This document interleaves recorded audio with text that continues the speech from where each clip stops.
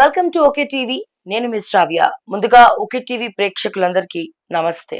పట్టభద్రుల ఎన్నికల రిజల్ట్స్ అన్ని అయిపోయినాయి. ప్రసన్న హరికృష్ణ అన్నారు, బక్కా జడ్సన్ అన్నారు. తర్వాత లాస్ట్ కి ఫైనల్ గా ఎవరికైతే ఎవరైతే డబ్బులు ఇచ్చి టికెట్లు కొనుక్కున్నామని బహిరంగంగా చెప్పినారో వాళ్ళనే పబ్లిక్ గెలిపించినారు. సరే, అంతా బానే ఉంది. ఎన్నికలు అయ్యి రిజల్ట్స్ వచ్చినప్పటి నుంచి బక్కా జడ్సన్ గారు అయితే చాలా సైలెంట్ గా ఉన్నారు. మేము చాలా సార్లు కాల్ కూడా చేసినాం, మాట్లాడుతున్నాం, కానీ ఇంటర్వ్యూ మాత్రం ఈ రోజు కుదిరింది అనమాట. అంటే రోజు అడుగుతుంటే ఇవాళ ఇంటర్వ్యూ ఇస్తున్నారు అనమాట. సో ప్రస్తుతం నేను బక్కా జడ్సన్ గారి ఇంట్లో ఉన్నా. మరి ఆయన మాటల్లో తెలుసుకుందాము, మరి ఏంటి, నారాజ్ అయిందా, అలిగిండా, మరి ఏం చెప్పదలుచుకున్నాడు, ప్రజెంట్ సిచ్యువేషన్ ఎట్లా నడుస్తుంది, ఒక పక్క బడ్జెట్, మరి ఇంకా కొట్లాడతాడా ప్రజల పక్షాన, లేకపోతే సైలెంట్ గా తన పని తను చేసుకుంటాడా, ఇవన్నీ కూడా మనం తెలుసుకునే ప్రయత్నం చేద్దాం. సార్ నమస్తే అండి. నమస్తే. ఎలా ఉన్నారు? ఓకేనా? ఫైనా? ఓకే టీవీతో అంతేనా? మేము మరి ఆల్ఫోస్ట్ నరేందర్ రెడ్డి ఏడ్చినట్టు మీరు కూడా ఏడ్చిరేమో అనుకున్నాం. నేను ఎందుకు వెళ్తా అంతేనా? మీరు ఏడిపించే టైప్ గా ఏడ్చే టైప్ కాదంటారు. కావాలి. ఎట్లా అంటే ఇన్ని రోజులు మరి ఎందుకు మాకు మాకు ఇంటర్వ్యూలు అడుగుతిస్తలేరు మీరు? మీకు ఎలక్షన్ మొత్తం మీకే ఇచ్చిన ఇంటర్వ్యూ అంతేనా? ఓకే. ఏంటి సార్ పరిస్థితి?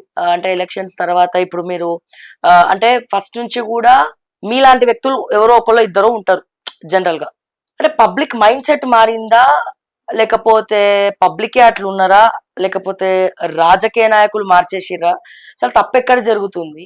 ఇప్పుడు నిస్వార్థంగా మీరు కాంగ్రెస్ లో ఉండి ప్రజల పక్షాన మాట్లాడినందుకు 46 జీవో, ముఖ్యంగా అసలు మిమ్మల్ని ఎందుకు సస్పెండ్ చేశారు?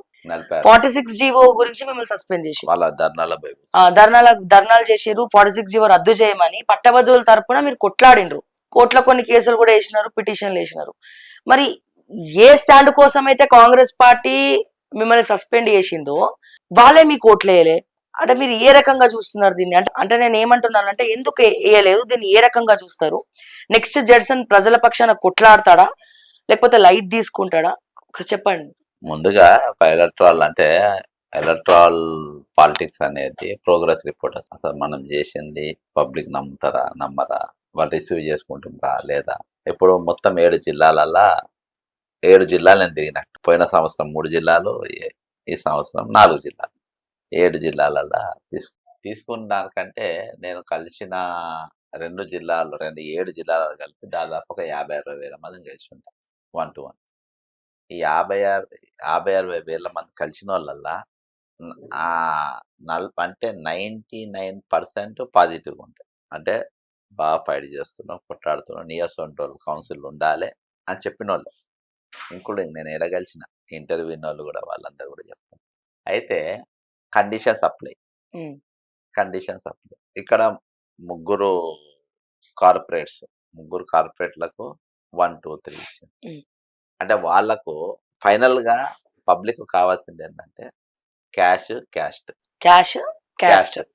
ఈ రెండు పక్కా 100% పబ్లిక్ కావాలి. మరి నేనేంది, నువ్వు ఫైటర్లు కొట్టాలి. బోర్డు దగ్గరకు వచ్చేటప్పుడు మా క్యాస్ట్ వాళ్ళు ఉన్నారు, మా క్యాష్ ఇచ్చేటోళ్ళు ఉన్నారు, డబ్బులు ఖర్చు పెట్టాలి. క్యాష్ మీ క్యాస్ట్ పక్కన పెడితే క్యాష్ ఉండాలి మీ దగ్గర, డబ్బులు ఖర్చు పెట్టాలి. అదే క్యాష్ ఈ రెండు పని చేస్తాయి, ఈ రెండు కూడా ఉండాలి. అక్కడికి కొంచెం నాకు అర్థమైంది, I may be wrong or may not be wrong, కానీ నా అబ్జర్వేషన్ మాత్రం ఇది పక్కగా తెలియదు. మళ్ళా వాళ్ళకు మన క్యారెక్టర్ మంచిగా ఉండాలి, మనము నిస్వార్థంగా ఉండాలి, మనము ఎక్కడ లంచాలు కానీ ఇవి కానీ తీసుకోవద్దు, వాళ్ళ మాత్రం ఓటుకు పైసలు ఇవ్వాలి. మనం ఎక్కడ లంచాలు తీసుకోవద్దు, మనం మంచిగా ఉండాలి. లీడర్ అంటే క్యారెక్టర్ ఉండాలి. లీడర్ గురించి చాలా విషయాలు మాట్లాడతారు, లీడర్ల గురించి ఇట్లుండాలి అట్లుండాలి చాలా బాగా మాట్లాడతారు. కానీ వాళ్లకు డబ్బులు, ఈ నాడి కేసీఆర్ బాగా పట్టిండ్రు. ఈ పబ్లిక్ నాడి ఎవరిని పట్టిందంటే కేసీఆర్ బ్రహ్మాండంగా పట్టిండ్రు. దీంట్లో కూడా కేసీఆర్ పట్టిండ్రు. పబ్లిక్ జనం నాడి పట్టిండ్రు. జనంకి ఏం కావాలి అవి మాత్రమే ఇస్తారు, హక్కులు ఇయ్యరు, రైట్స్ ఇయ్యరు. దేనికోసం తెలంగాణ ఏర్పడి 2014 ఇయాల్టి వరకు కొనసాగుతుందన్న కదా, అది కొనసాగుతా ఉంది. మనం ఆత్మగౌరవంతో తెలంగాణ ఏర్పడ్డదన్న. ఆత్మగౌరవం అంటే ఏంది? స్వయం పాలన, నీళ్ళు నిధులు. నువ్వు ఓటుకు పైసలు తీసుకున్నాక నీకు ఆత్మగౌరవం ఎక్కడిది? రాష్ట్రం అప్పుల పాలైన అప్పులు ఉన్నోనికి ఆత్మగౌరవం ఉన్నట్ట? ఇలా తెలంగాణకే ఆత్మగౌరవం, 10 లక్షల కోట్ల అప్పు ఉన్నోళ్ళకి నీకు ఆత్మగౌరవం ఎట్లున్నట్టు? నువ్వు సంవత్సరానికి వివిధ బ్యాంకులకు వడ్డీలు కట్టేటోనివి, నీకు ఆత్మగౌరవం ఎక్కడ ఉంది?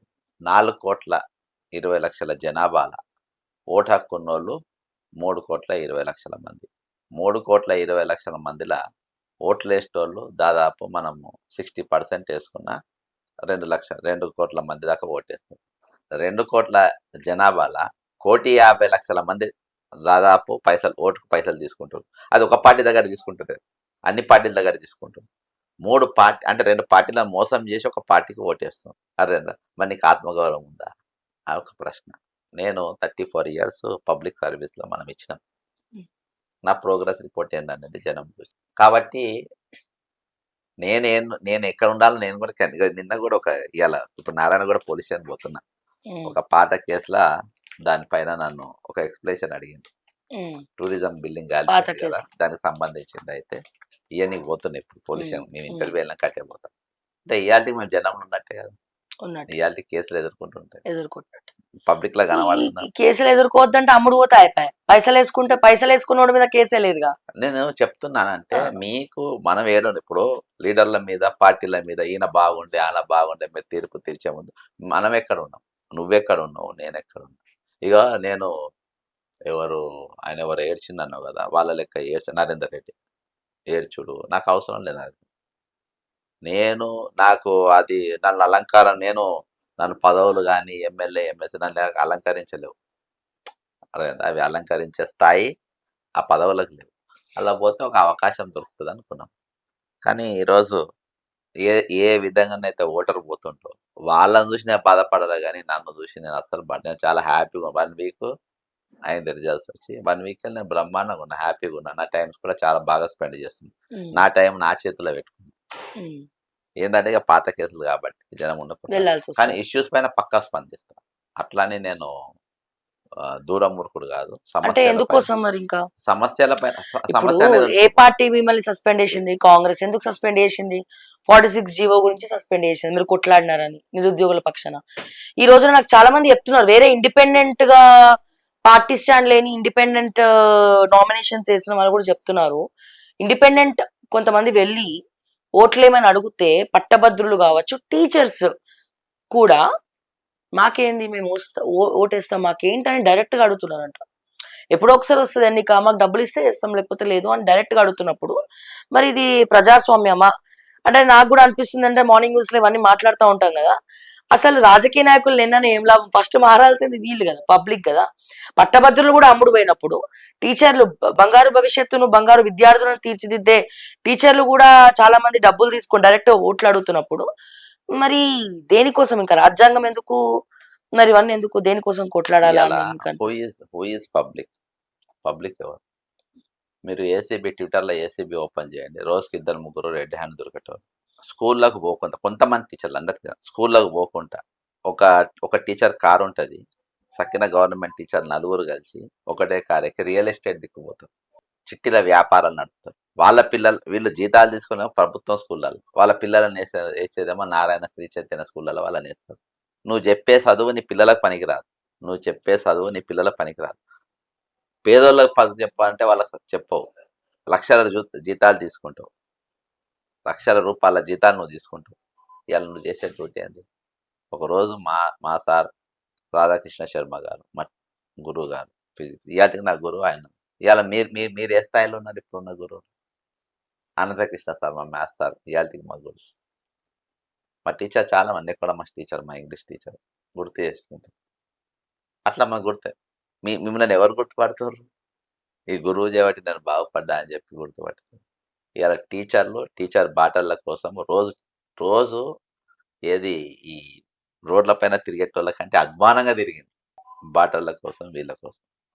కాబట్టి ఇంకోటి నేను ఫీల్డ్‌లో చూసింది నన్నెక్కువ జడ్సన్‌కి ఇండిపెండెంట్‌గా కన్నా కాంగ్రెస్ నాయకునిగానే ఎక్కువ చూసిండ్రు. ఎవరు చూసినా కాంగ్రెస్. మొన్న ఒక డీసీపీ సెంట్రల్‌లోని డీసీపీ ముందు బయట నిలబడ్డ ఒక ఎస్ఐ సార్ అనవసరంగా మీ కాంగ్రెస్‌కెళ్ళి బయటికొచ్చింది సార్. కాంగ్రెస్‌కెళ్ళి నేను రాలే బాబు రేవంత్ రెడ్డి బయటికి పంపిండు. రేవంత్ రెడ్డి, కల్వకుంట్ల కవిత ఇద్దరు బిజినెస్ పార్ట్నర్స్ అని నేను గతంలో చేసిన. దాన్ని దృష్టిలో పెట్టుకొని మెయిన్ ఆయన్నే. నాకు రేవంతే మెయిన్ ఫైట్. కాంగ్రెస్ ఐడియాలజీ కాదు. కాంగ్రెస్ పార్టీ ఐడియాలజీని మార్చిండు తిప్పిన ఆయన కోపం. మార్చిండు రేవంత్ రెడ్డి అనేటోడు. రేవంత్ రెడ్డి అనేటోడు నన్ను సింగిల్‌గా టార్గెట్ చేసి సస్పెండ్ చేసిండు. మరి ఆ రేవంత్ రెడ్డికే మీరు అమ్ముడు పోయి ఉంటే అయిపోయేది గదా! రేవంత్ రెడ్డి ఎవరు అడిగినప్పుడు కాంప్రమైజ్ అయ్యి ఉంటే ఈ ఈ అయ్యేది గాదు. అట్‌లీస్ట్ డబ్బులన్నా ఉండేవేమో ఇప్పుడు కదా మీకు. లాంగ్ రన్‌ల అంటే అనిపిచ్చట్లేదా? నేను అడిగేదేంటంటే ఇదంతా జరిగిన తర్వాత ఒకసారి పోటీ చేసిర్రు. రెండోసారి పోటీ చేసిర్రు. ఓడిపోయారు. చతికిల పడ్డారు. పబ్లిక్‌ని నమ్ముకున్నారు. పబ్లిక్‌ని గాదు మెయిన్ పట్టభద్రులని నమ్ముకున్నారు. ఎన్నో సార్లు నా ఛానల్‌లోనే మీరు ఎన్నో సార్లు వాయిస్ ఇచ్చిర్రు. పిటిషన్‌లేసిర్రు. కానీ ఏం లాభం? దేనికోసం? ఇప్పుడు వాళ్ళు అదే నేను అంటున్నా కదా! పబ్లిక్‌లో అంటే ఎవరు? మీరు 90%, 90% ఎవరో ఒక అఫెన్స్ ఉంటది. మొన్న ఒక పెద్ద వ్యాపారవేత్తని వాళ్ళ మనవడు 76,00,00,000 పొడిచి చంపేసిండు. పబ్లిక్‌ల లంచగొండ్లు ఉంటారు. పబ్లిక్‌ల తిరుగుబోతులు ఉంటారు. పబ్లిక్‌ల భార్యను కొట్టేటోళ్ళు ఉంటారు. పబ్లిక్‌ల తల్లిదండ్రులను కొట్టేటోళ్ళు ఉంటారు. పబ్లిక్‌ల పిల్లలకి అన్నం పెట్టినోళ్ళు ఉంటారు.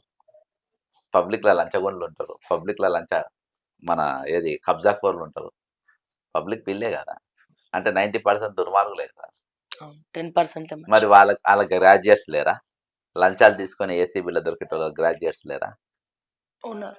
మరి వాడు మంచోడని మనం ఎందుకు అనుకుంటాం? గ్రాడ్యుయేట్ చదివినంత మాత్రాన బుద్ధిమంతుడు, బుద్ధిగా ఓటేస్తాడు మనం ఎందుకు అనుకుంటాం? నన్ను ఇప్పుడు కాదు జీవితకాలం నాకు పంపకున్నా గానీ, నా క్యారెక్టర్ నేనేందో నాకు నేను అనిపించుకోవాలి. హ్మ్. వాళ్ళే కదా ఓటర్సు. కాబట్టి నాకు పెద్ద ఏం ఫరకేం పడలే. ఇంకోటి ఒకవేళ నేను గెలిసి అందులో పోతే నేను ఇంకో 6 ఏళ్ళు నా లైఫ్ టైమ్‌లో ఇంకో 6 ఏళ్ళు నేను పెట్టాల్సొచ్చేది. అంటే అవును. వాళ్ళు చెప్పిన దానికంటే ఎక్కువ పని చేస్తుండే నేను. మీరు బిందాస్‌గా ఇయాల ఏదో నాకు ఇప్పుడు మీ ఫ్యాక్టరీ పనులు చేసుకుంటారట? పోయినా కదా మన తాళాలు తెరిచిన. తాళాలు తెరిచిర్రా? ఏం హ్మ్. Factory sir? మాకేమైనా అది షేర్ హవే చేయరాదండి? హవాయి చెప్పల్ది. హవాయి అది చెప్పులది. ఎట్లుంటదో ఏమో మిషనరీ నాకు అంతున్నది గానీ ఆ! స్టార్ట్ సో, చేస్తున్నా. మళ్ళీ పునరావృతం చేస్తున్నారు. ఆ! నేను గత ప్రభుత్వం ఇన్ని కొట్లాడడం వల్ల రోజులంతా పబ్లిక్ అన్నారు. ఇప్పుడు మీ వ్యాపారం మొదలుపెట్టారన్నారు. ఇగో నేను చెప్తున్నా ఇయాల ఈ షూస్ పైన ఖచ్చితంగా మాట్లాడతా. హ్మ్. అట్లని నేను ఇప్పుడు ఇండ్ల పైన పడి ఇండ్లు కూలగొడతాం, భూములు గుంజుకుంటాం. కొన్ని 100% నేను తప్పించుకొని పోతలే అంటలేను. హ్మ్. నేను జనం ఎట్లున్నారు, పబ్లిక్ ఎట్లున్నారు అనేది హ్మ్. 7 జిల్లాల నేను మళ్ళొస్తే మళ్ళా గూడా కంటెస్ట్ చేస్తా. అది గూడా చెప్తున్నా. మళ్ళా కంటిన్యూ మా చేస్తారు. నేను ఎందుకు సార్ అంత అవసరమా? నిలబడాలి. అంత పేషెన్స్ ఒకటి ఏది మీకు? అరే పేషెన్స్ ఏమున్నది. ఆ! ఇప్పుడు మా అసొంటోళ్ళు నిలబడి మా అసొంటోళ్ళు గూడా ఎలక్షన్స్‌కెళ్ళి పారిపోతే అది ఈ తరం కోసం గాదు గదా! ఇప్పుడున్నది ఉన్నారు. రేపొచ్చే జనరేషన్ ఎట్లొస్తదో. అవును.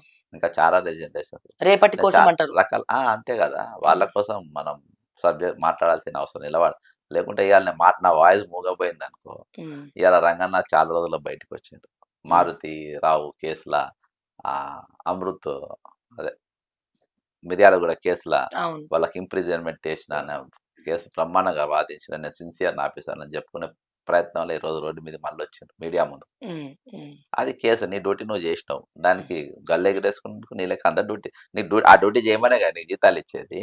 అవును. అవి బంద్ చేసి ఇల్లు కూలగొడుతున్నారు కదా మేము విమర్శించేది. హ్మ్. హ్మ్. ఒక్కొక్క కేసు చూపించి ఒక ఒక దిశ కేసు చూపించిండ్రు. నలుగురు ఎన్‌కౌంటర్. దాని తర్వాత అత్యాచారం జరగలేదా? చాలా జరిగాయి. ఆ! చాలా అంటే మరి చాలా అమృత జరిగాయి. ప్రణయ్ కేసు పెట్టారు. ఇప్పటికి దాని తర్వాత స్టిల్ జరుగుతున్నాయి. దాదాపు కులానికి సంబంధించినటువంటి మర్డర్‌లు జరగలేదా? చాలా జరిగినాయి. జరుగుతూనే ఉన్నాయి. మొన్న బ ఇక్కడ సూర్యాపేటలో కూడా ఒకటి జరిగింది. కాబట్టి 1, 2 కేసులు చూపించి మేము అనేదేంటంటే వ్యవస్థనే మారాలి. ఇసొంటివి లేని జరగాలి. హ్మ్. ఇయాల ఒక కేసు చూపించి మేము ఏదో సాధించినాం అనేది కాదు కదా ఈరోజు. హ్మ్. చలో అయితే ఆహ్, చాలా మంది అనుకున్నారు. మీ ఎన్నికలప్పుడు నేను గూడా మిమ్మల్ని క్వెషన్ చేషిన. బీఆర్ఎస్ మీకు ఇంటర్నల్‌గా సపోర్ట్ చేస్తుంది. కేటీఆర్ సపోర్ట్ చేస్తున్నాడు. ఫండింగ్ ఇచ్చిండు కేటీఆర్ మీకు. అప్పుడు ఆల్రెడీ నేను క్వెషన్ అడిగిన. చాలా మంది గూడా అదే అనుకున్నారు. నాకు తెలిసి న్యూస్ లైన్ శంకర్ ఒకళ్ళు మీకు చాలా జెన్యూన్‌గా పని జేషిండు. News line Shankar. లైక్ బక్కా జడ్సన్‌కి ఓట్లేసి గెలిపించాడని డైరెక్ట్‌గా చెప్పిండు.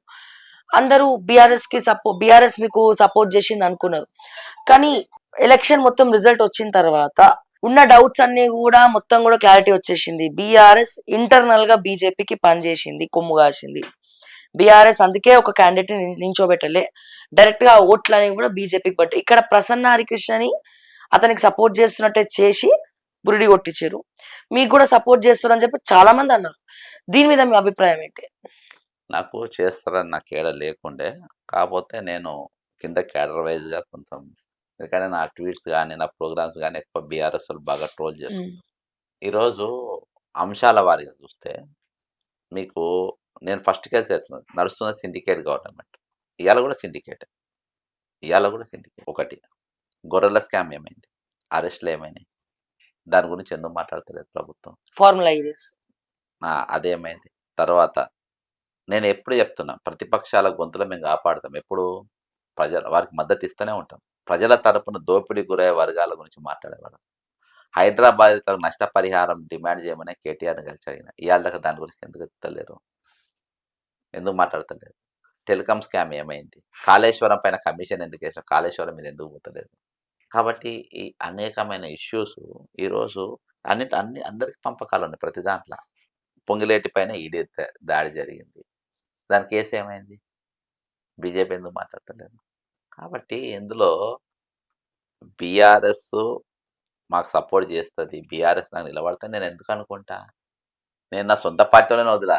బీజేపీని ఎందుకు వదులుతా? బీఆర్ఎస్‌ని ఎందుకు వదులుతా అనుకుంటారా వాళ్ళు? ఇవన్నీ ఇష్యూస్ ఖచ్చితంగా రేపు ఎత్తాం కదా! హ్మ్. మిషన్ భగీరథ గురించి చెప్తా కదా! మేయా కృష్ణారెడ్డి గురించి చెప్తా కదా! మేయా కృష్ణ అందరికి చుట్టపోడే కదా! అవును. అందరికి అన్ని పార్టీలకు చుట్టాలే కదా! మరి మేము ఎందుకు వదులుతాం?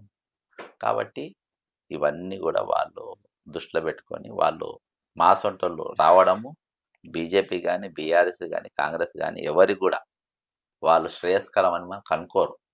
కాబట్టి మా సొంటోళ్ళు రావాలని కోరుకోరు.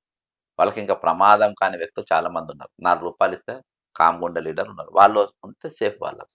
మా అసంటి స్పైన్ బ్రెయిన్ ఉన్నోళ్ళని అంత ఈజీగా మూవ్‌మెంట్ చేయని. అది మాకేం నష్టమేం కాదు. చాలా రోజుల తర్వాత కేసీఆర్ బయటికొస్తున్నాడు. నిన్న మీటింగ్ పెట్టిండు. బీఆర్ఎస్ ఎల్పీ మీటింగ్ పెట్టిండు. అంటే వీళ్ళేమన్నా ప ఫ్యూచర్ ఉందా బీఆర్ఎస్‌కి?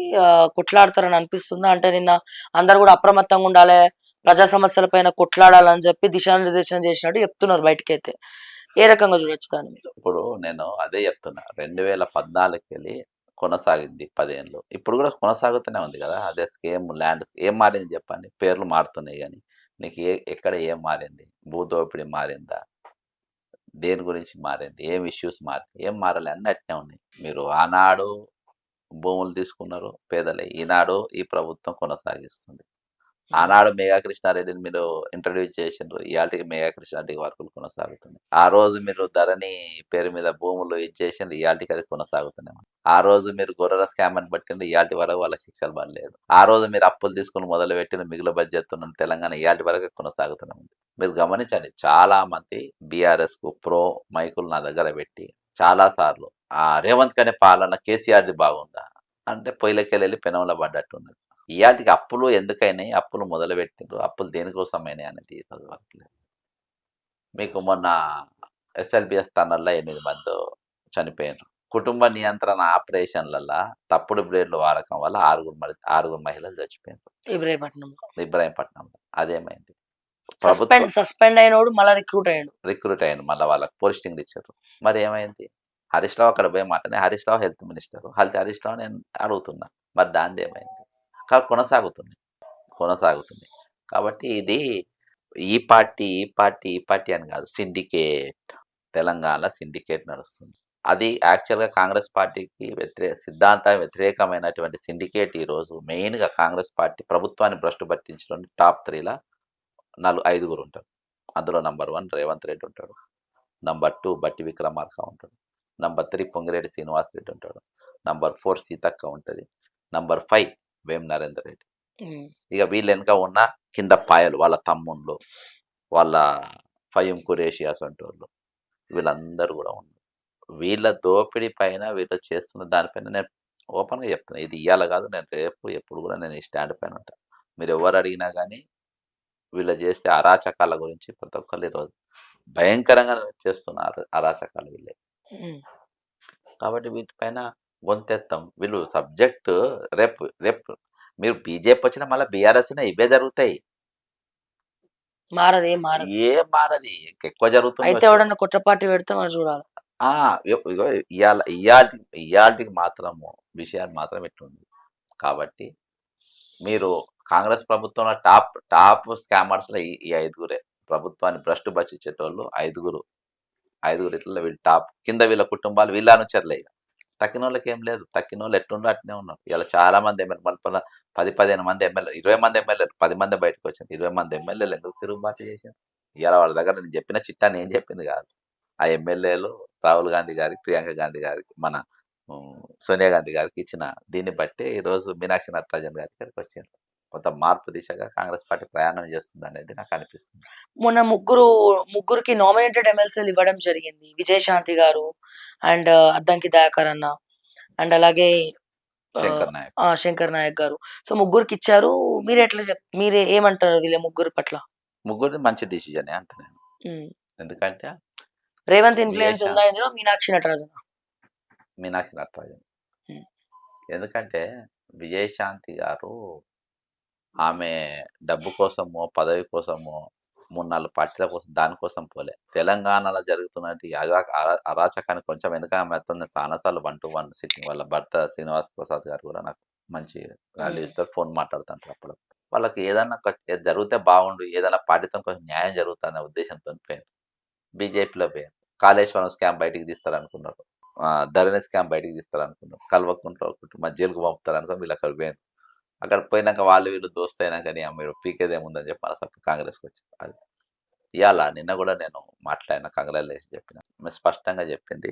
ఏందనంటే నేనైతే ఒక క్లియర్ ఏందంటే ఆమె డబ్బు సంపాదించే ఆలోచన లేదు. ఆమెకున్నయి అమ్ముకుంటేనే తనకు తినలేము. కూడా ఏదో 67 కోట్ల ఆస్తి చూపించిందంట నామినేషన్‌లో. అవును. 67 కోట్ల ఆస్తులున్నాయి. అకౌంట్ బ్యాలెన్స్ ఒక ₹1,00,00,000 ఉన్నాయి. హ్మ్. అది చూపించింది. ఆమెకు తినే అంతే. అవసరం లేదు. హ్మ్. వాళ్ళిద్దరు భార్యాభర్తలు ఎంత అవసరం లేదు. అయితే ఏదన్నా ఒకటి జేయాలి అనేది ఉన్నది. అద్దంకి దయాకర్ ఒక మంచి తెలంగాణ కోసం అది కూడా. తెలంగాణ హ్మ్. కోసం చేయాలనే ఆలోచన మాత్రం ఆమెకు కనబడ్డది. 100% మార్పు దిశగా ఆమె వర్క్ హ్మ్. ఉంటది. అద్దంకి దయాకర్ ఇగ ఆయన గత 2 సార్లు ఓడిపోయిండు. హ్మ్. 14లో, 18ల. హ్మ్. ఈసారి ఆయనకు అవకాశం ఇయ్యాలి అని ఆయనకు ఒకటిచ్చిండ్రు. శంకర్ నాయక్ కార్యకర్తకెళ్ళి పైకొచ్చిండు. కాబట్టి ఆయనకు ఒకసారి కూడా అవకాశం రాలే. వచ్చింది. అంటే మామూలు కార్యకర్తకెళ్ళొచ్చింది. Addanki Dayakar different, Shankar Naik different, Vijayashanti different. 3 characters 3 రంగాలలోకెళ్ళి ఈరోజు తీసుకొచ్చిండ్రు. అందులో దయాకర్ ఆహ్, ఆహ్, శ రెడ్డిల స్టోరీ లేకుండా. శంక ఆ! శంకర్ నాయక్‌ది కార్యకర్తకు, నిమ్న జాతులకు కొంచెం బూస్టింగ్ వస్తది. అద్దంకి దయాకర్‌కు యాక్టివిస్టులు. హ్మ్. విజయశాంతి ఏందంటే టోటల్ తెలంగాణ కోసం ఆమె ఉద్యమం కొట్లాడి. చేసింది కాబట్టి అట్లా. అందుకని ఎక్కడ కూడా కేసీఆర్‌కి విమర్శలు కౌంటర్ ఇయ్యాలంటే విజయశాంతి లాంటి వాళ్ళు ఉండాలనుకున్నారా? విజయశా అంటే జనరల్‌గా కాంగ్రెస్‌లో మాట్లాడే వాళ్ళు చాలా తక్కువ. అంత వాక్చాతుర్యం గల నేతలు ఎవరున్నారు కాంగ్రెస్‌లో ప్రెజెంట్ వైఎస్ తర్వాత. సో, కొద్దిగా గొప్ప వాయిస్ ఉందంటే అది విజయశాంతికి మంచి ఖచ్చి వాయిస్ ఉంది. అటు బీజేపీలో ఉంది కాబట్టి బీజేపీనైనా ఇటు మన కేసీఆర్‌నైనా బీఆర్ఎస్‌నైనా క్వెషన్ చేయగలుగుతది. మీకు ఇయాల రేవంత్ రెడ్డి అంటాడు సంవత్సరంలో కాంగ్రెస్ పార్టీ పండబెట్టిండు. హ్మ్. కాంగ్రెస్ పార్టీ అనేది చాలా మంది తెలవదు. అది తుమ్మ చెట్లు అసొంటిది. తుమ్మ చెట్టు. తుమ్మ చెట్టు నువ్వు ఏర్ల కాంచెలు కొట్టేసినా, భూమిలో లోపల కొట్టేసినా గాని చిన్న ఏరుతోని మళ్ళా తుమ్మ చెట్లు పెరిగిపోతాయి. కాంగ్రెస్ పార్టీ తుమ్మ చెట్టు అసొంటిది. కార్యకర్త తుమ్మ ముండ అసొంటోడు. దాని జోలికి పోనంత వరకు అది ప్రశాంతంగానే ఉంటది. దాని జోలికి పోయినట్టు 1 ఇయర్‌ల రేవంత్ రెడ్డి బీజేపీతోని కుమ్మక్కై కాంగ్రెస్ పార్టీని పండబెట్టిండు. ఇది వాస్తవం. హ్మ్. ఆయన గ్యాంగ్ భయంకరం అరాచకం చేసిండు. ఇయాల అసహ్యించుకుంటారు. ముఖ్యమంత్రి అనే వ్యక్తిని అసహ్యించుకుంటారు. మీకు ఈ ముగ్గురు దాంతోని పాజిటివ్ వైబ్రేషన్స్ వచ్చినాయి కార్యకర్తలు. రేవంత్ రెడ్డి అనేటోడిని తీసేస్తే రేవంత్ రెడ్డి అంటారు ముఖ్యమంత్రిగా తీసేస్తే మీరు ఇయాల రేవంత్ రెడ్డి కాదు. రేవంత్ రెడ్డి తర్వాత కూడా కోవర్ట్ అంటోడు ఇంకొకళ్ళిద్దరున్నారు. హ్మ్. డైలీ బీఆర్ఎస్‌తోని ఫోన్‌లో మాట్లాడతారు. ఆళ్ళు నాకు దొరికిపోయినరా టైం వచ్చినప్పుడు ఆళ్ళని చెప్తా. హ్మ్.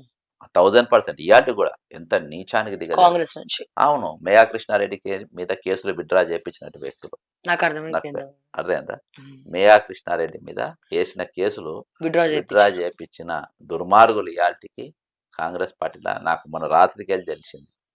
మొన్న నైట్ నాకు తెలిసిన కాంచెలి ఇక నాకు అసహ్యం అనుకోని కాలిక్యులేషన్స్ చేసుకుంటే వాడు దొరికిండాడు. వాడి బుద్ధి ఇప్పుడు మారాలి, అప్పుడు మారాలి, ఇయాల్టికి కూడా మారాలి. కుక్క బుద్ధికే పోతుంది. ఇయాల ఈ దీంతోని కొంచెము చేంజెస్ అనేది ఖచ్చితంగా కార్యకర్తల్లోకొచ్చింది. రేపు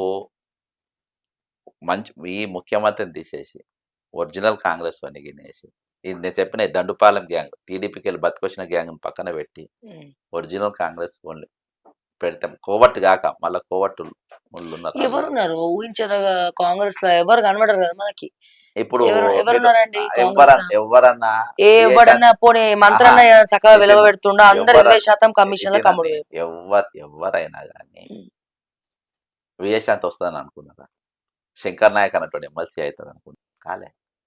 ఇవాళ మీరు 15% 20% నీకు ఫైనాన్స్ అంతా బట్టి విక్రమార్క కంట్రోల్ సీఎం కంట్రోల్లో పెట్టుకున్నారు. టెండర్లన్నీ వాళ్ళ కంట్రోల్లో పెట్టుకున్నారు. వాళ్ళ చెప్పు చేతుల్లో ఉన్న మంత్రులకి వేరే మంత్రుల యొక్క శాఖలు కూడా ఒక ఉత్తమ్ కుమార్ రెడ్డి శాఖ ఒకడే ఆయన ఇండిపెండెంట్గా ఉన్నాడు. వీళ్ళే ప్రమేయం ఉన్నది. మంత్రుల దగ్గర నడుస్తున్నారు. నేను చెప్పినా కదా టాప్ మంత్రులు అయితే వీళ్ళు. తక్కిన మంత్రులకు అంత అవకాశం ఏమి లేవు. తక్కిన అంతా అన్ని వీళ్ళే ఇన్వాల్వ్ అవుతారు. కాబట్టి ఉన్నోళ్ళు దాంట్లో ఎవరు వచ్చినా కానీ అవకాశం కాంగ్రెస్ పార్టీ 6 గ్యారెంటీలు తలకమాసిన గ్యారెంటీలు కావా? అసలు కాంగ్రెస్ ఆల్రెడీ పార్టీ ఎవరు ఇచ్చిన పట్టుకున్నారు? గ్యారెంటీలే కదా. నేను కర్ణాటకని చూసి ఈడ పెట్టిర్రు చేయగాల్చుకుర్రు. ఒకటి ఇప్పుడు కర్ణాటక రేవంత్ అంటున్నాము, కానీ రేవంత్ దోచుక తింటుండు కాదంటలేను. కానీ ఈ గ్యారెంటీలు ఏవి కూడా ఇస్తలేదు కదా, పార్టీ ఇవ్వాలి కదా. ఇటు గ్యారంటీ రేవంత్ రెడ్డిని వీళ్ళకి పెట్టుమని ఎవడని అడిగిండు? వీళ్ళు ఎందుకు పెట్టిండ్రు అసలు?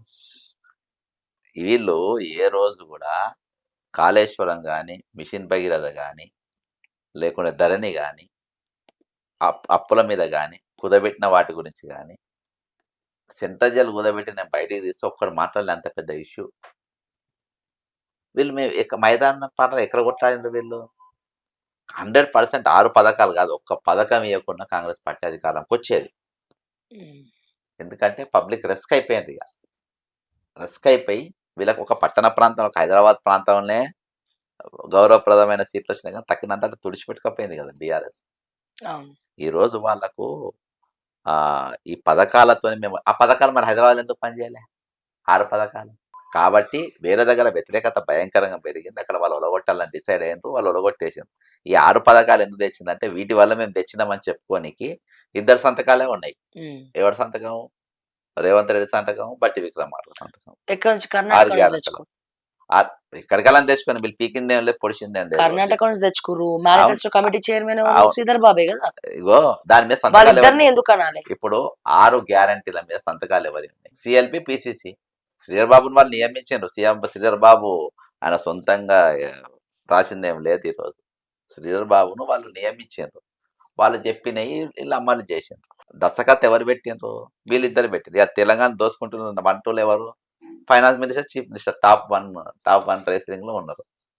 కాబట్టి ఈరోజు ఫస్ట్ బట్టి నీకు మీకు 10% 15% దాదాపు మన కాంట్రాక్టర్లు పోయి ఛాంబర్ ముందు ఎప్పుడన్నా ధర్నాలు చేసిండ్రా? ఎప్పుడన్నా ధర్నాలు చేసిండ్రా? నేను కొన్ని రోజులు పార్టీల బయట ఉన్నా, కొంతమంది బీఆర్ఎస్ నాయకులతో టచ్లో ఉన్నా కాబట్టి అసలు కాంగ్రెస్ లో వాళ్ళకి టచ్లో ఉన్న కోవట్లు మొత్తం తెచ్చిపోయింది అన్నారు. జరిగిన లాభం ఏంటంటే అసలు కాంగ్రెస్ ఎంతమంది టాప్ కోవట్లు ఉన్నారు. టీఆర్డీ కూడా మంచి చెడు మాట్లాడుకున్న అన్ని కూడా రెడ్డి సామాజిక అన్ని క్యాస్ట్లు ఉన్నాయి అట్లా. అంతేనా? ఓసీ ఉన్నారు, లేకపోతే నాకంటే ఓసీ ఉన్నారు, రెడ్డి ఉన్నాడు, ఎస్సీ ఉన్నారు, అందరు ఉన్నారు, అన్ని క్యాస్ట్లు ఉన్నారు. ఫుల్ వాళ్ళకు విశ్వాసంగా కుక్కల కంటే చాలా విశ్వాసంగా పనిచేస్తుంది. సరే, ఏం మీరు కాంగ్రెస్ బాగా మోస్తున్నారు మళ్ళా? ఎవరు ఇవాళ ఇప్పుడు ఏమైనా పిలుపులు వచ్చినాయా కాంగ్రెస్? అవును, నిన్నదాకా బీఆర్ఎస్ పిలుపు అన్నారు, అయిపోయింది. ఇప్పుడు కాంగ్రెస్ పిలుపు మొదలు పెట్టింది. ఏమో మీరు కాంగ్రెస్ ని నిన్నదాకా బీఆర్ఎస్ వైఫల్యాల మీద మాట్లాడి ఇప్పుడు సడన్ గా రేవంత్ తో పాటు కాంగ్రెస్ కూడా అంటుండే, ఇప్పుడు కాంగ్రెస్ అంటలేరు. మిమ్మల్ని ఎవరైనా పిలిచిరా? మీరు కాంగ్రెస్ గుట్టికి చేరబోతున్నారా? చెప్పాను, కాంగ్రెస్ పార్టీగా సస్పెండ్ అయినా. ఇండిపెండెంట్ గా నేను ఉండడు జనానికి ఇష్టం లేదు. ఇండిపెండెంట్ గా 2 సార్లు ఏ పార్టీకి సంబంధం లేకుండా నేను పోయినా. కాంగ్రెస్ పార్టీగా జీవితంలో జాయిన్ కాని అని కూడా చెప్పారు. అయినా గానీ వాళ్ళు నువ్వు కాంగ్రెస్, నీ కాంగ్రెస్ ఐడియాలజీ ఉన్నది, నువ్వు కాంగ్రెస్ మనిషివే అనే టైప్ లో వాళ్ళు చూసారు. ప్రింట్ అంటే వాళ్ళు ఒరిజినల్ కూడా నేను అట్లున్నా కదా, నేను వేరే పార్టీలో పోలే కదా, అవకాశం వచ్చినా కానీ నేను పోలే. కాబట్టి వాళ్ళు అనుకుంటుండొచ్చు నేను కాంగ్రెస్ పార్టీ ఐడియాలజీతోని నేను ఏ రోజు విభేదించిన ఏ రోజు కూడా చెప్పలే. కాంగ్రెస్ పార్టీ అనేది ఈరోజు బాధపడ రాహుల్ గాంధీతోనే అబద్ధం ఆడించిన మహానుభావుడు రేవంత్ రెడ్డి. ఏది 90% ఎస్సీ ఎస్టీ బీసీలో ఉన్నారని చెప్పి ఢిల్లీ రాహుల్ గాంధీ రిపోర్ట్ పార్లమెంట్ ఇక్కడ ఒక రిపోర్ట్ ఇచ్చిండ్రు. తెలంగాణ జనాభా లెక్కనే బాధ తప్పు చూపించిన పరిస్థితి. ప్రతిపక్షాలు గవర్నమెంట్ రద్దు కోసం ఎందుకు పిలిపినియలే? మీ ఛానల్‌కెళ్ళే మీరు గూడా ఫోన్ ట్రై చేస్తారు కదా అడగమని. అవును. జనాభానే లెక్క అని అదంతానే బయటికి తెస్తే. మళ్ళీ వాళ్ళు చేసిన సర్వేనే అది. వాళ్ళు చేసిన సర్వే గట్టిగా కొట్లాడుంటే మంచిగా అదిరిపోయేది. కొట్టాడాలి. కానీ ఎందుకంటే కొట్లాడలేదు. ఇయాల వాళ్ళు తప్పు. ఇయాల మంత్రులు ఎందుకు మాట్లాడుతున్నారు? మాజీ మంత్రులందరూ. బీఆర్ఎస్ సంబంధించిన మాజీ మంత్రులు గట్టిగా ఎందుకు నిలబడతలేరు? ఒక కేటీఆర్ ఒకడు ఎందుకు మాట్లాడతాను? హరీష్ రావు ఒకడు ఎందుకు మాట్లాడతాను?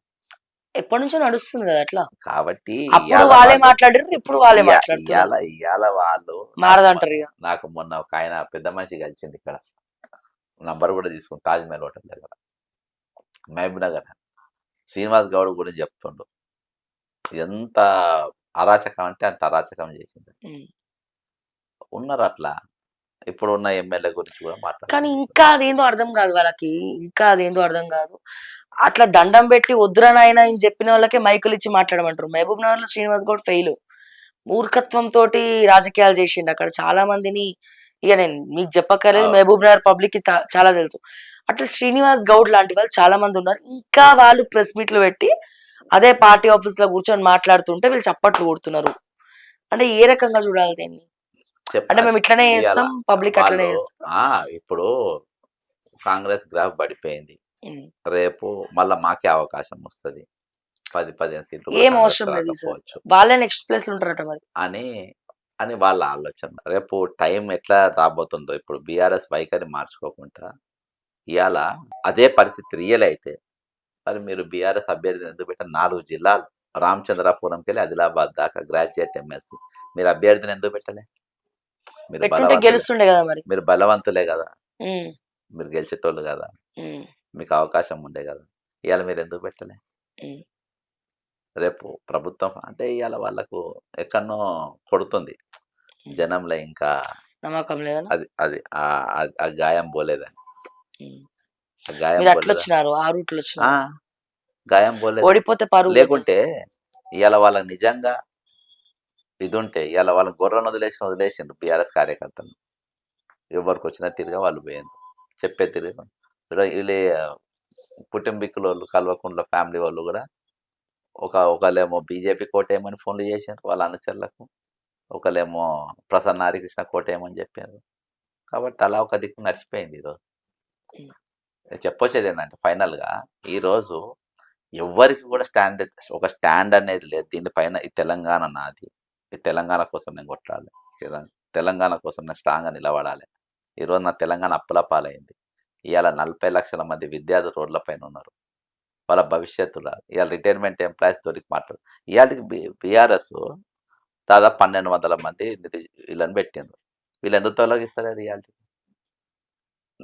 రిటైర్ అయిన వాళ్ళకి ఎందుకు కొనసాగిస్తుంది? చాలా మంది జాబ్ ఇస్తుంది ఈరోజు. కాబట్టి మీకు ఇష్యూస్ అనేది రోజు రోజు పెరుగుతున్నాయి. ఇవాళ పెద్ద ఎత్తున నిలబడిపోయినాయి.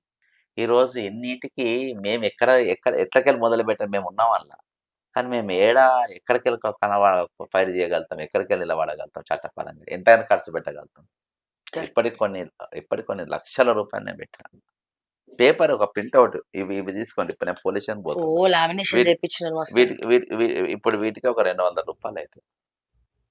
ఎక్కడికెళ్ళి తెచ్చి పెడతాం? ఇవన్నీ ఇవ్వాలి. మళ్ళీ ఎలక్షన్లో నిలబడాలి. మళ్ళీ ఎలక్షన్లో మీకు పైసలు ఇవ్వాలి. మనం లేదనగా నాకు దాదాపు 7-8 లక్షల రూపాయలు ఖర్చు పెట్టాను. అదే ఎక్కడికెళ్ళి తెచ్చి పెడతాం మేము? ఇవాళ పబ్లికే కాదనుకుంటే మా గురించి మా గురించి ట్రోల్ చేసే హక్కు కానీ, మా గురించి మాట్లాడే హక్కు కానీ ఎవరికి లేదు. ఎవరికి లేదు. నువ్వు నాకు ఓటేసి నన్ను నిలబెట్టి నన్ను భుజాలపై నన్ను మోస్తే నువ్వు నా గురించి మాట్లాడు. నేను ఏ డిసిజన్ తీసుకున్నా నువ్వు మాట్లాడే హక్కు నీకు లేదు. నీకు అయితే కాంగ్రెస్ పోతా అంటారు, పోతా అంటారు. ఇగో నేను కాంగ్రెస్ గా పోతా, బీఎస్పీ పోతా, నా ఇష్టము. మీరు అడగనికి నాకు ఇది లేదు. మీకు నేను మీ దగ్గరకు వచ్చిన మీరు కాదన్నారు. నా డిసిజన్ నేను తీసుకుంటా. ఇండిపెండెంట్ గా జడ్సన్ వద్దన్నారు. నా డిసిజన్ నేను ఉంటా. ఇవాళ నీకు నేనేమో శుద్ధపూస లెక్క ఉండాలి. నేను మాట మీద ఉండాలి. నేను రూపాయలు లంచం తీసుకోవద్దు. నేను నీకు మనోరంజన అందియాలి. ఇవాళ వాళ్ళకు మనోరంజనం మన కార్యక్రమం మన ప్రాణాలు తెగించి నేను సావు నెత్తి మీద పెట్టుకొని కొట్టాను. ఒక ఇష్యూ 2 ఇష్యూ లిటరల్గా సావును నేను నెత్తి మీద పెట్టుకుని హైడ్రా తర్వాత అయితే నెత్తి మీదనే పెట్టుకున్నాను. నాకు దగ్గరున్న మిత్రులను కూడా ఫాలో అయిన పరిస్థితి. కాంగ్రెస్ పార్టీ అధికారంలోకి వచ్చినా కూడా నేను 12 రోజులు దీక్ష చేస్తే ఎంతమంది వచ్చినారు పరామర్శి? ఎంతమంది నిలబడ్డారు సపోర్ట్‌గా? ఎవరు నిలబడలే. నేను వచ్చిన ప్రశ్నలకు మరి జవాబు తెలంగాణ సమాజం కూడా నా ప్రశ్నకు జవాబు చెప్పేటట్టుంటే నన్ను ట్రోల్ చేయాలి. అవును. నా ఫోన్ ట్యాపింగు సర్వం ఇదే. కాబట్టి నేను ఏ డిసిజన్ తీసుకున్నా, హ్మ్. దానికి ఎవరికి సంబంధం ఉండదు. హ్మ్. నేను ఏ డిసిజన్ తీసుకున్నా అది నా ఇష్టం. హ్మ్. సంవత్సరంన్నర నేను స్టాండర్డ్‌గా ఉన్నా.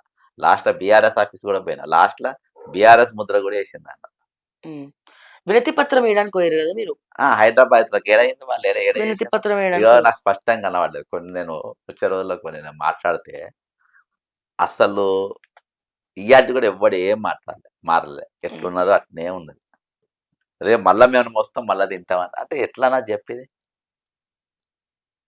ఇయాల ఇయ్యాల్టికైనా ఒక ప్రాజెక్ట్ ఎవరైనా మా అధికారంలో మేమున్నప్పుడు ఎందుకు అప్పులైనాయి? చూపియండి. అప్పులు చేసి ఏం చేసిండ్రో చూపియండి. మేయా కృష్ణారెడ్డి అనేటోడు ఎందుకొచ్చిందో చూపియండి మీరు. ప్రాజెక్టులు నిజంగా నిలబడ్డాయా? చూపియండి. మిషన్ భగీరథ అసలు వర్క్ ఏంది? ఆ పైప్‌ల సప్లై ఏందో చెప్పండి. రేవంత్ రెడ్డి అనేటోడు కూడా ఇయ్యాల్టికి నువ్వు హైదరాబాద్ ఓఆర్ఆర్, బీఎల్ఆర్ కంపెనీకి ఇచ్చుడు తప్పని చెప్పినావు. మరి మీరెందుకు క్యాన్సెల్ చేస్తలేరు? హ్మ్. మీకు 100% ఇప్పుడు నేనొచ్చిన ఎమ్మెల్సీలను మాత్రం నాకు ఒకళ్ళిద్దరి దగ్గరుండి నేను ఖచ్చితంగా కౌన్సిల్‌లో ఇవి అడిగిపిస్తా. హ్మ్. నేను కొన్ని డాక్యుమెంట్స్ కూడా అన్ని బయటికి తీస్తున్నా. ఖచ్చితంగా ఈ గవర్నమెంట్‌లో కొన్నిటిపైన ఖచ్చితంగా ఎంక్వైరీలను ఏపియాలి. ఆ తెలంగాణ ఆర్థికంగా ఎట్లా కథం పట్టించారు? ఓటుకు 2000 అడుక్కున్నాక, పెన్షన్ పైన నేను బతికినాక అభివృద్ధి ఎట్లున్నట్టు? నీకు పెన్షన్ వచ్చిందా? నీకు పెన్షన్ వచ్చిందా? అంటే పెన్షన్ మీదనే బతకన్నా? నువ్విచ్చిన మందులు చూసి నేను ఓటేయాలనా? నువ్వు నాకు రైట్స్ ఇయ్యవా? నా హక్కులు నాకియ్యవా? ఆత్మగౌరవం అంటే ఏంది? నేను సమాన పని, సమాన వేతనం. అది నాకిస్తుండ్రా మీరు? పొద్దుమాపు లేస్తే పెన్షన్ అంటే 4000తోనే బతకాలా నేను నెలంతా? హ్మ్. అంతకంటే నన్ను ఎక్కువొద్దా? అక్కడ ఎందుకు పెడుతుంది ఈ సమాజం? కాంగ్రెస్ పార్టీ అయినా, బీఆర్ఎస్ అయినా ఎవరైనా. నన్ను పెన్షన్ కాడికి ఎందుకు ఉంచుతుండ్రు? నువ్వు పెన్షనే అడగాలి. ఇంతకు మించి అడగద్దు నువ్వు. నువ్వు 60 గజాలు ఇళ్లల్లో ఉండాలి. అంతకు మించి నువ్వు అడగద్దు. ఒకటొచ్చినోడికి ఇంకోటి రాదు మళ్ళా. అర్థమైందా? ఒకటొచ్చినోడికి ఇంకోటి రాదు మళ్ళా. కాబట్టి ఇది నేను ఇవ్వే చెప్పిన ప్రచారంలో. ఇది బ్యాడ్ కాదా సార్ అన్న. నేను ఇంకా నా సబ్జెక్ట్ ఇదే. నా బతుకంతా ఇప్పుడు 75 ఏళ్ల స్వాతంత్ర దేశంలా నేను ఇంకా 4000 పెన్షన్‌కే నేను బతకాలా నేను? హ్మ్. నేను 4000 నీ ఇంట్లో నువ్వు బతుకుతావా? ఇయాల రేవంత్ రెడ్డి అయినా, కేసీఆర్ అయినా, కిషన్ రెడ్డి అయినా, బండి సంజయ్ కన్నా మీకు ఛాలెంజ్ చేస్తున్నా. మీ పెన్షన్ మీ జీతాలన్నీ ఇచ్చేయండి. మీకు నెలకు 4000 పెన్షన్ నువ్వు తీసుకో, నీ భార్య తీసుకో. మీరు బతుకుతారా? మీరు బతుకుతారా? మరి నన్ను నీకు పెన్షన్ వచ్చిందా? నన్నెందుకు నేను నీ పెన్షన్ మీదనే ఎందుకు బతకాలి? నా నా నా లివింగ్ స్టైల్‌ని ఎందుకు పెంచరు నాకు? ఇయాల ప్రభుత్వ ఆసుపత్రిలో పోయే నాయకులు నేను మొన్న చెప్పిన ఈరోజు నాయకులు నేను గెలుస్తే నాయకులు ఫస్ట్ ఎమ్మెల్యేలు ప్రభుత్వ ఆసుపత్రిలో పోయి ట్రీట్మెంట్ తీసుకోవాలి. బడిపంతులు టీచర్లు వాళ్ళ పిల్లలను ప్రభుత్వ స్కూళ్ళలో ఎయ్యాలి. కాబట్టి చేంజ్ అంటే మార్పంటే ఇట్లా పోవాలి మార్పు చాలా గాని ఇదే నీకు నార్త్ సైడ్ అయితే ఈ పాటికి మీరు గెలుస్తుండే. ఏది కళ్ళు నార్త్‌లో మూసుకొని డబ్బులు గుజరాత్‌లో గెలుద్దును. గుజరాత్‌లో గెలుస్తుంది. గుజరాత్‌ల నార్త్ గుజరాత్‌ల సైడ్‌లో పైసలు ఎవడు తీసుకోడు అసలు. వాళ్ళు రిటర్న్ ఇస్తారు. రిటర్న్. ఆదివాసులు 5 సీట్లలో పనిచేసిన ఆ! 4 గెలిచింది. ఆదివాసులు తీసుకోరు. మరి కాంగ్రెస్ తరపున, ఏఐసీసీ తరపున ఆత్మగౌరవం అక్కడ అంటే ఇంకా తీసుకుంటారా సిగ్గు టికెట్? లేకుండా తెలంగాణలో ఎవరు నేను కూడా మాట్లాడుకుంటే ఎవరు మాట్లాడను. హ్మ్. సిగ్గు లేకుండా ఇంకా ఆ తెలంగాణలో ఉన్నోడు ఎవ్వడు కూడా ఆత్మగౌరవం గురించి మాట్లాడొద్దు. హ్మ్. తెలంగాణ ఉన్న ప్రతి పౌరుడు అప్పున్నప్పటికి ఆత్మగౌరవం లేదు. హ్మ్. ఓటు అమ్ముకున్నోనికి ఆత్మగౌరవం లేదు. హ్మ్. ఓటు అమ్ముకున్న టీచర్‌కు ఆత్మగౌరవం లేదు. హ్మ్. ఇంకోసారి ప్రశ్నించే గొంతులకు ఆత్మగౌరవం లేదు. హ్మ్. వాడి పాట ఒకసారి ఆల్రెడీ ట్రోల్ అయింది. ఇక అనొద్దు ఆ మాట గాని. గెలిచింది కాంగ్రెస్ పార్టీకెళ్ళి ఎమ్మెల్సీ. Congress party ideology. నువ్వు సంవత్సరం కాకముందే గడప దాటితివి. హ్మ్. Congress party ideology. అవును. అదే. కాబట్టి వీళ్ళు అందరూ ఎమోషనల్ ఇయాల ఎక్కడున్నావు నువ్వు? కనబడుతున్నావా? నేను మేము బయటకొచ్చినామంటే మేము 100% కాంగ్రెస్ పార్టీ ఇచ్చిన వాగ్దానాల పైన మేము నిలబడమన్నాం. బీఫార్మ్ తీసుకొని అందరిని వాడుకొని, రెడ్లందరిని తిప్పుకొని, రెడ్లతో నోట్లేసుకొని, రెడ్లను అమ్మలక్కలను తిట్టి, వ్యక్తిగతంగా టార్గెట్ చేయలే. ఇవాళ ఎటో అనుకున్నారు, రేపు కాలగర్భంలో కలిసిపోతారు. కోదండరామైనా కానీ, ఇట్లా మాట్లాడే డబల్ నాలుక ఉద్యమకారులైనా కానీ కనబడరు. ఇవాళ అద్దంకి దయాకర్ కూడా ఒక యాక్టివిటీస్ట్ రూపకంగానే చూసాం. అద్దంకి దయాకర్ కూడా రేపు ఆయన ఆయన స్టాండర్డ్ నిలబడకుండా కంప్లీట్ వత్తాసు పలికే రాజకీయాలు చేస్తే కనబడరు రేపు. ఉమ్, నీ ఐడెంటిటీ ప్రజల తరపున నీ ఉన్నది చాలా ఇంపార్టెంట్. చాలా ఇంపార్టెంట్. మే ఇష్యూస్ పైన పదవులు లేకుండా నిలబడి రేపు నిలబడతాం. సరే, ఇప్పుడు ఫైనల్ గా మీరు ఇప్పుడు కాంగ్రెస్ పార్టీలోకి పోతే ఒకవేళ పోయినాక పోతే పిలిచిన ఎవరు బీఆర్ఎస్ అయిపోయింది ఇక. కాదు సార్, వినండి సార్. ఆ, పోతే ఇప్పుడు మేము ప్రజల పక్షం ఉన్నాం. మా ఓకే టీవీ స్టాండ్ ఏందో అర్థమైతలేదు. ప్రజల పక్షం ఉన్నాం మేము ప్రజెంట్. మరి ప్రజల పక్షం ఉంటే మరి మేము ఇప్పుడు TRS అప్పుడు మరి మాకు రైతులు ఇట్లనే ఇంటర్వ్యూ ఇస్తారా? మీరు కాంగ్రెస్ లోకి పోతే ఇది- అధికార ఇది- పార్టీని మేము తిట్టాలి కదా మరి. తినమ్మా. ఆ, ఇప్పుడు అదే కాంగ్రెస్ పార్టీ పాలక పక్షం. మరి నేను బీఆర్ఎస్ ఆఫీసులకు ఎందుకు రాణిస్తలేదు మిమ్మల్ని ఓకే టీవీని? అదే అర్థమైతలేదు మాకు. మరి ఏందో మీరు అర్థం ప్రతిపక్షం అట్లా మీరు ఒకటి అంటే సిండికేట్ సిండికేట్ అంటే సిండికేట్ రేవంత్ ఫోన్ చేసి కేటీఆర్ కి శ్రావ్యం రానియకు, అట్లని ఆ కాదు. లోగో వద్దు బీఆర్ఎస్ పార్టీలో అని చెప్తారు. ఇప్పుడు రేవంత్ తిట్టుడు కవితకి ఇష్టం లేదు కావచ్చు, ఉమ్, కవితని తిట్టుడు రేవంత్కి ఇష్టం లేదు కావచ్చు, పలానా ఛానల్ లోపలికి రావద్దని చెప్తారు కావచ్చు. మీకు సిండికేట్ ఇక్కడ నడిచేది. ఉమ్. నీకు నువ్వు బీజేపీ కిషన్ రెడ్డి దగ్గర పోయి ఆయనకు రాణిస్తలేదు డౌటే. ఆడ కేసు 3-4 బీజేపీ వాళ్ళు కూడా కేసు పెట్టిరు కదా, మీకు తెలియదా? కాబట్టి నా మీద ఆ, పంచగుట్ట పిఎస్ లో ఎవరు మన జూబ్లీస్ పేరు ఆ లంకాల దీపక్ రెడ్డి పెట్టిందా? కేసు పెట్టిండు. పార్టీ అధ్యక్షుడు చెప్పండి ఎట్లా పెడతారు? అయితే వీళ్ళందరూ మళ్ళీ ఇంకేంది మరి, బీఆర్ఎస్ లేదు, బీజేపీ లేదు, కాంగ్రెస్ లేదు, మరి నేను ఏం సిండికేట్ అదే, చేయాలి? మరి సిండికేట్ అదే. ఆ, ఇలా అందరితో మాట్లాడగలిగేటోళ్ళు ఇది ఉంటారు కాబట్టి ఎవరో ఒకళ్ళు మద్దతు తెలుపుతారు మామూలుగా. ఈ రోజు నేను నిన్నటిదాకా బీఆర్ఎస్ అన్నారు, ఇది నేను వేరే కాదు, ఒక కండువా కప్పుకొని బయటకు వచ్చిన, ఇంకో కండువా నేను కప్పుకోను, ఇంకో ఏ కండువా కప్పితే కండువా కప్పుకోనికి నేను తినవాను మళ్ళీ అని కాదు. నేను ఉమ్. అడ్డమైన కప్పుకుంటే కండువాలు కప్పుకొని కప్పుకుంటే కాంగ్రెస్ కండువానే కప్పుకుంటారు. అరే 3 రంగులు నేను అల్లకెళ్ళి రాలేదు, నేను రిజైన్ చేసి రాలే కదా. వాళ్ళు సస్పెండ్ చేసారు. వాళ్ళు సస్పెండ్ వాళ్ళు అల్లెవరు అందులో కూడా దేవంత్ first time in the history of Congress party ఒక క్రమశిక్షణ చైర్మన్ స్వయంగా నా ఇంటికి వచ్చిండు. ఓన్లీ రేవంత్ రెడ్డి ప్రెజర్ మీద, రీజన్ లేకుండా ఓన్లీ రేవంత్ రెడ్డి ప్రెజర్ మీదనే నన్ను సస్పెండ్ చేశాను. అప్పుడు రేవంత్ రెడ్డి పీసీసీ ప్లేన్ కాబట్టి. ఎప్పుడైనా క్రమశిక్షణ మరిచేదర్ రెడ్డి ఇంటికి పోయిందా, డీకే అర్ణ ఇంటికి పోయిందా, ఎవరింటికైనా పోయిందా? వాళ్ళు ఓన్లీ నా ఇంటికి మాత్రమే వచ్చారు. అది చిన్నారెడ్డి, రెడ్డి రెడ్డి, చిన్నారెడ్డి కాదు, పేరు చిన్నారెడ్డి కానీ పెద్దారెడ్డి ఆయన, వనపర్తి పెద్దారెడ్డి. అసొంటోడు వచ్చింది. కోదన్ రెడ్డి గారు కూడా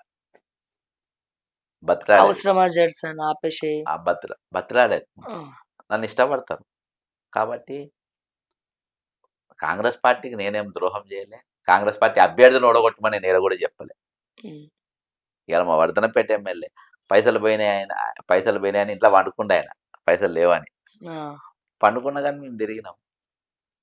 నేను రోడ్డు మీద కనబడ్డా, చాలా మంది ఎన్నుపోటు పొడిచింది ఆయన తెలిసి. ఇప్పుడు ఫోన్ చేసినా నా ఫోన్ లేపుతాడు వర్ధనపేట నాగరాజు గారు.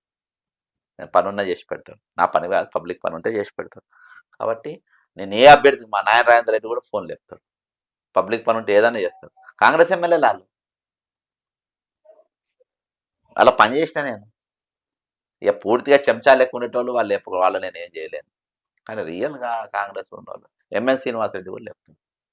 ఏది ఆయన ఎన్ఎం శ్రీనివాస్ ఇక్కడ ఎమ్మెల్యే, మహబూబ్ నగర్ ఎమ్మెల్యే, ఆయన చాలా మంది ఉన్నారు, దాదాపు 20-30 మంది ఎమ్మెల్యేలు నా ఫోన్ లేపుతాను. మేము పార్టీ వ్యతిరేకంగా పనిచేస్తే వాళ్ళని లేపుతాను, కాంగ్రెస్ పార్టీలో వస్తే బాగుంటుందని. మహబూబ్ నగర్ ఎమ్మెల్యే 10 సార్లు అనొచ్చు, చాలా మంది అన్నారు అది. కాబట్టి నేను పిలుస్తే పోతానా లేదా అని తర్వాత ఆలోచిస్తా.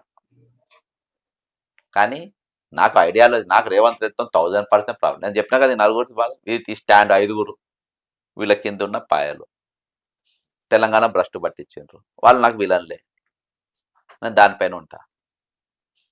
మీరు దేనిపైన ఉన్న మా ఒక టీవీకి అయితే గుర్తించి ఇంటర్వ్యూ అందుకే. ఇస్తూ ఉంటాడు ఇట్లనే రెగ్యులర్ గా. ఎందుకంటే మీరు మళ్ళీ అధికార పార్టీలోకి పోయిన తర్వాత ఆయనతో శ్రావ్య నాకు ఇప్పుడు అడగకమ్మా, ఎందుకంటే మేము అన్ని కాంట్రవర్సీ క్వశ్చన్లే అడుగుతాం. మళ్ళీ నేను అధికార పార్టీలు ఉన్నాయి, ఏ పార్టీలు ఉన్నా నేను ప్రజాపక్షాన్ని. ప్రజల పక్షమే. ప్రజలు నన్ను ఓటుకు పైసలు అడిగినా ఉమ్. చాక్లెట్ లేనిది స్కూల్కు రామని చెప్పినా మేము వాళ్ళ పక్షమే కాబట్టి ఆ, అందులో మార్పు ఏమి ఉండదు. ఉమ్, ఎందుకంటే ఈ జనరేషన్ మొత్తం వెళ్ళిపోతుంది. ఇప్పుడు ఓటుకు పైసలు తీసుకునేటోళ్ళందరూ వెళ్ళిపోతారు. రేపు కొత్త జనరేషన్ వస్తుంది. ఉమ్, కాబట్టి వాళ్ళకన్నా మేము అందుబాటులో ఉండాలి. వాళ్ళకన్నా ఒక మార్గదర్శకత్వం మేము చూపియాలి. ఉమ్, కాబట్టి ఈ స్టాండ్ మేము మీకు అంటే ముందు ఉన్న రౌద్రంతోని మా గళాలు బయటికి రాకపోవచ్చు. ఆ ఉమ్. గళాలను నొక్కిబెట్టింది తెలంగాణ పబ్లికే.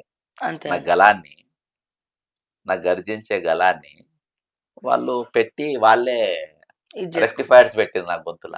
నా అంతే. తప్పేం లేదు. ఉమ్, ఉమ్. అన్నిటికి బిందాస్. బాధ్యత తెలంగాణ పబ్లికే.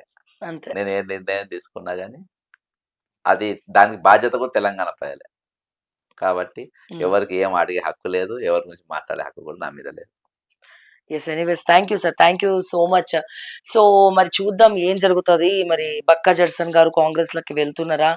పబ్లిక్ మరి ఏది జరిగినా పబ్లిక్ స్టాండే. పబ్లిక్ మరి నన్ను అట్లా ఇండిపెండెంట్ గా గెలిపిలే కాబట్టి మరి ఏం జరుగుతుందో చూడండి. ఇక మీరే విన్నారు కదా ఇప్పుడు ఇప్పటిదాకా. మీ అభిప్రాయాలను కూడా తెలియజేయండి కమెంట్స్ రూపంలో. మరిన్ని అప్డేట్స్ కోసం చూస్తూనే ఉండండి ఓకే టీవీ. అంటిల్ దెన్ నేను మిస్ శ్రావ్య. జై తెలంగాణ, జై హింద్.